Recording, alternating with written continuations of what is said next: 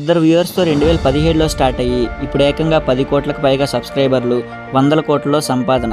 ఇదే IShow speed unstoppable journey. స్టోరీలోకి వెళ్ళిపోయే ముందు వీడియోని లైక్ చేసి ఛానల్ సబ్స్క్రైబ్ చేసుకోండి. అసలు పేరు డారెన్ జేసన్ వాట్కిన్స్ జూనియర్.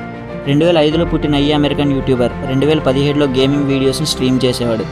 అప్పుడు యావరేజ్గా ఒక 2 వ్యూస్ మాత్రమే వచ్చేవి. కానీ 2021లో స్పీడ్ ఇచ్చే రియాక్షన్స్ని ఇతని ఫ్యాన్స్ టిక్టాక్లో పెట్టడంతో ఇతను ఫేమస్ అయ్యాడు.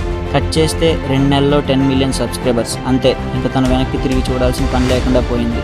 ఆ తర్వాత ఫోకస్ అంతా ఫుట్బాల్ వైపు షిఫ్ట్ చేసి ఏకంగా తన ఇన్స్పిరేషన్ అయిన రొనాల్డోనే కలిశాడు. 2022లో జరిగిన ఫీఫా వరల్డ్ కప్ కోసం వరల్డ్ కప్ అనే సాంగ్ని రిలీజ్ చేశాడు. స్పీడ్కి ఫుట్బాల్లో రొనాల్డో అండ్ క్రికెట్లో విరాట్ కోహ్లీ అంటే ఇష్టమని చాలా సందర్భాల్లో చెప్పాడు. స్పీడ్ వాళ్ళ పేరెంట్స్ డివోర్స్డ్ అండ్ తనని చిన్నప్పటి నుంచి తన అమ్మే పెంచారు.